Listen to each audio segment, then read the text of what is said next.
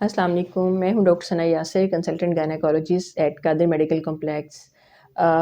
Today we are going to discuss a topic what are the stages of pregnancy. वैसे हमारी medical terminologies में हम इनको कहते हैं ट्राइमेस्टर्स ऑफ प्रेगनेंसी। हर प्रेगनेंसी के 3 ट्राइमेस्टर होते हैं या 3 स्टेजेस होती हैं, ठीक है।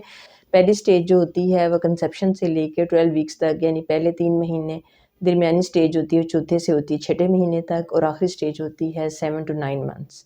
इसको हम स्टेजेस में इसलिए डिवाइड करते हैं कि हर स्टेज का एक अपनी उसकी पेशेंट के लिए हर स्टेज की एक अपनी वैल्यू होती है।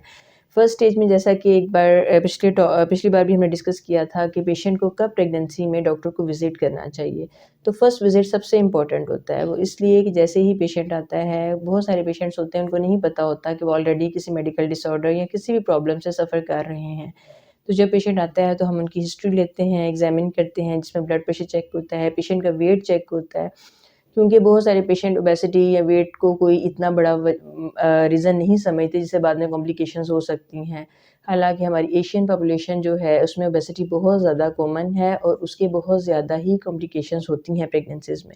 इसलिए आपने सबसे पहले वेट चेक करना है, ब्लड प्रेशर चेक करना है और उसके बाद पेशेंट को डिफरेंट बेसलाइन इन्वेस्टिगेशन एडवाइस करनी होती है, जो क्योंकि बहुत सारे प्रॉब्लम इन बेसलाइन इन्वेस्टिगेशन पर ही पिक हो जाते हैं।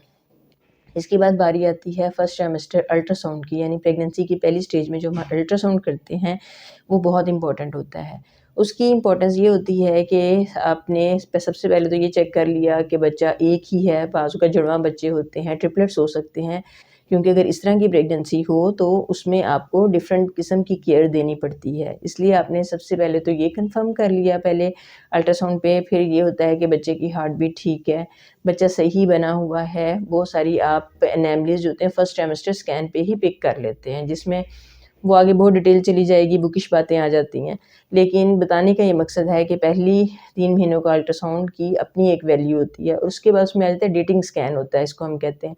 जिसमें अगर एक ऐसा मरीज़ जिसको अपनी तारीखें याद नहीं हैं कि उसको माहवारी कब आई थी और बाद में जब आगे-आगे हम प्रेगनेंसी में चलते हैं तो उसकी ग्रोथ रिलेटेड जैसे कुछ प्रेगनेंसीज़ में बहुत सारे प्रॉब्लम होते हैं, तो उसमें इस वाले फर्स्ट ट्राइमेस्टर अल्ट्रासाउंड की अहमियत बहुत वाज़ेह हो जाती है। इसलिए ये बहुत इम्पोर्टेंट है।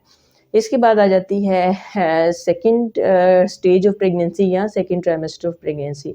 उसकी अपनी ये वैल्यू है कि पेशेंट जब फर्स्ट ट्राइमेस्टर में हम उसको बेसलाइन या जो भी टेस्ट एडवाइस करते हैं वो उनकी रिपोर्टें लेके हमारे पास आता है।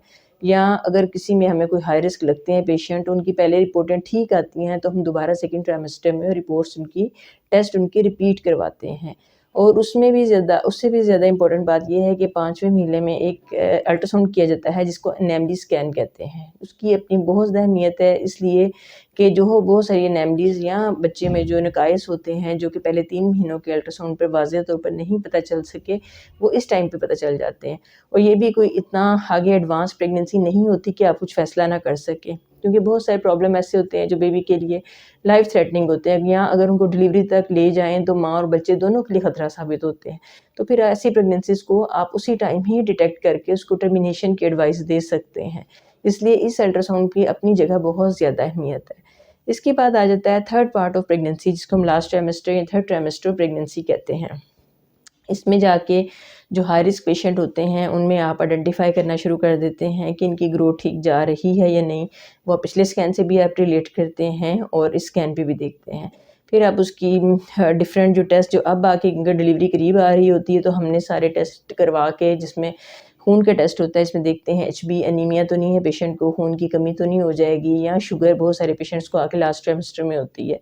फिर वो चेक कर लेते हैं, यूरिन में प्रोटीन चेक करते हैं। ये सारे टेस्ट करने के बाद, अल्ट्रासाउंड करने के बाद आप एक सेफ डिलीवरी की तरफ जाते हैं कि अगर पेशेंट को कोई भी कॉम्प्लिकेशन नहीं होती तो आपका पेशेंट बड़ी आसानी से नॉर्मल डिलीवरी के चांसेस बढ़ जाते हैं।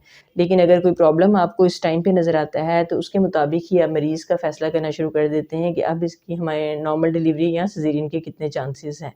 इस तरह बताने का मकसद ये है कि प्रेगनेंसी के तीनों स्टेजेस में डॉक्टरों के चेकअप की अपनी रीज़न्स होती हैं और पेशेंट के लिए अपने फ़ायदे होते हैं। इसलिए इवन एट लीस्ट वैसे तो डिफरेंट विज़िट्स होते हैं हर पेशेंट के अकॉर्डिंग, लेकिन कम से कम हर ट्राइमेस्टर में एक बार आपको अपने डॉक्टर को ज़रूर विज़िट करना चाहिए। Thank you.